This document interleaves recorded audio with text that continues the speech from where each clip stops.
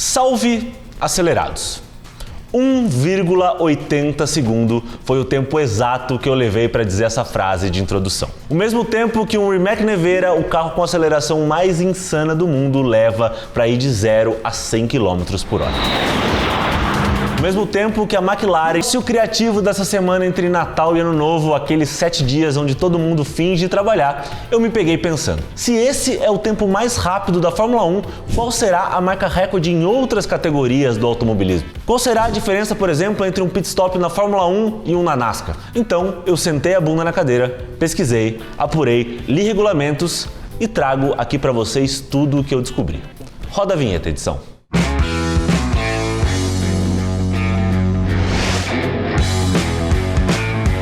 Para fazer um tempo tão absurdo e bizarro quanto esse, é necessário um time gigantesco de mecânicos agindo como um só organismo após muitas, mas muitas horas de treino. Ao todo, na temporada atual, são pelo menos 19 mecânicos. 2 mecânicos chamados de estabilizadores também atuam na região do cockpit, mantendo o carro alinhado.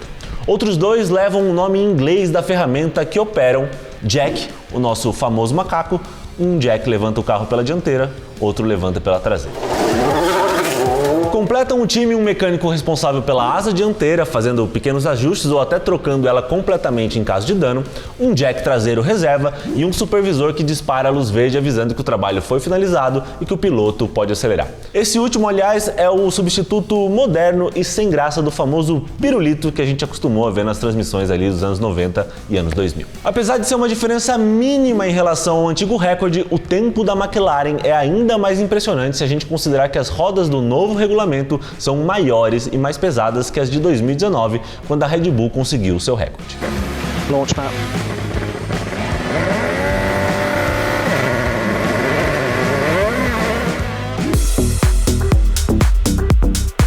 Já na Fórmula Indy, a equipe é mais enxuta e exatamente por isso o procedimento é bem mais complexo, com alguns mecânicos fazendo mais de uma função. O regulamento permite que apenas 7 pessoas fiquem depois do muro durante um pit stop. São eles, 1 em cada roda, ou seja, 4 no total, 1 no macaco traseiro, 1 no reabastecimento e 1 limpando e retirando a película do aeroscreen, a tela laminada de policarbonato que protege a cabeça dos pilotos. Mas repare que o responsável pelo macaco também ajuda o mecânico da roda traseira direita e que pelo menos 3 pessoas atrás do muro ajudam com a mangueira de reabastecimento ou no trabalho com os pneus. Ou seja, o trampo mais difícil é o do mecânico da roda dianteira direita, que é o único que precisa fazer todo o processo sozinho. Outra curiosidade é que a Indy é a única categoria que tem oficialmente há décadas um torneio de pit stops. 2 dias antes de toda a edição das 500 milhas de Indianápolis, depois do último treino do chamado Carb Day, os mecânicos de todas as equipes inscritas se enfrentam em um formato mata-mata, onde precisam simular um pit stop completo no menor tempo possível. Winning for the 4th time with an 11-0. A equipe vencedora, incluindo o piloto, divide um prêmio de $50 mil e, ao melhor estilo americano, ganha anéis de campeões. A equipe mais vitoriosa da história é a Penske com 18 títulos, enquanto o nosso Elinho Castro Neves é o piloto mais bem sucedido com 8 anéis. O recorde de parada mais rápida também é da Penske, que em 2011 venceu com um pit stop de apenas 7,8 segundos.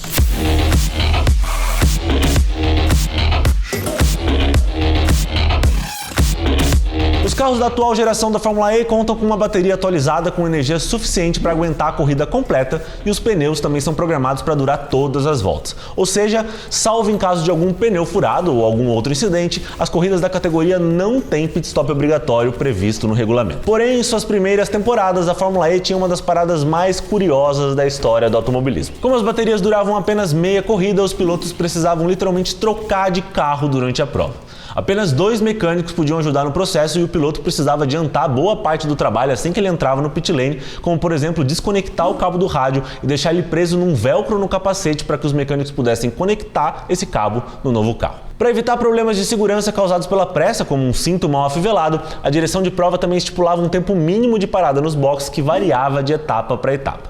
No EPRI de Buenos Aires, por exemplo, esse tempo era de 57 segundos, isso contando desde a entrada dos boxes.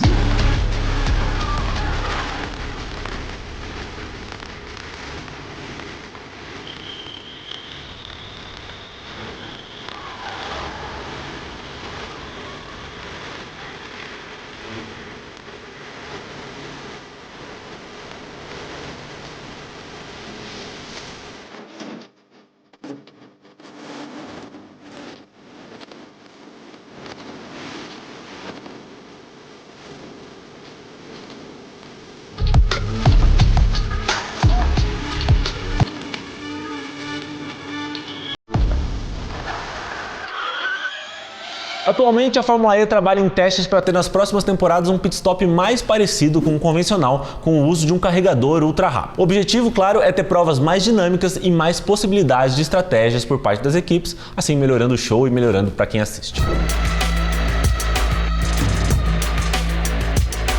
A NASCAR, claro, também tem as suas particularidades. São até 6 pessoas operando além do muro, mas enquanto Fórmula 1 e Indy têm equipes exclusivas para cada roda, a NASCAR divide o trabalho por eixo. Uma dupla é responsável por trocar os pneus do eixo traseiro, enquanto a outra faz a troca no eixo dianteiro, sempre começando pelo lado direito do carro e só depois indo para o lado esquerdo, mais perto do muro. Perceba também que um dos mecânicos que ajuda na troca de pneus é o responsável por operar o macaco. Há também uma pessoa responsável pelo abastecimento e, em alguns casos, outra para tirar a película do vidro e melhorar a visão do piloto, se assim ele pediu. Também é comum na NASCAR que o time de pit stop seja exclusivo dessa função, ou seja, eles treinam exaustivamente apenas para aperfeiçoar a dinâmica de parada e não participam de outros trabalhos no dia a dia da fábrica. Exatamente por esse motivo, é comum ver na NASCAR ex-atletas profissionais de outros esportes trabalhando como membros de pit stop. Josh Bush, safety campeão do Super Bowl com o Denver Broncos em 2016, atualmente é o responsável por trocar pneus na equipe do piloto mexicano Daniel Suárez. Como a nova geração de carros da NASCAR, lançada em 2022, abandonou as tradicionais rodas com 5 porcas por novas rodas de cubo rápido,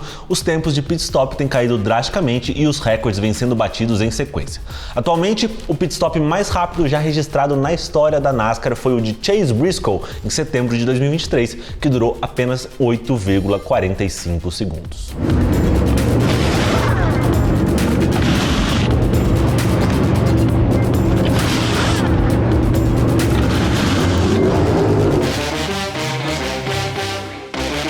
Agora trazendo um exemplo do nosso Brasilzão de meu Deus. Na Stock Car, a única obrigação durante um pit stop é a troca de pelo menos um pneu. Caso a equipe também opte pelo reabastecimento, ele deve ser feito antes da equipe mexer nos pneus. Geralmente, 5 mecânicos participam da operação, um no reabastecimento, um no macaco, 2 na troca de pneu e um no famoso pirulito.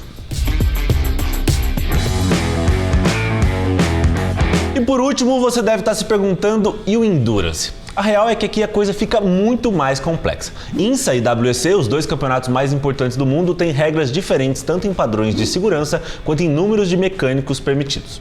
As dinâmicas de parada também mudam bastante de acordo com a duração das corridas, essa duração aí que varia entre 4 e 24 horas. Mas para não deixar você no escuro, aqui vai o exemplo de uma parada completa nas 24 horas de Le Mans, com reabastecimento, troca dos 4 pneus e também troca de piloto.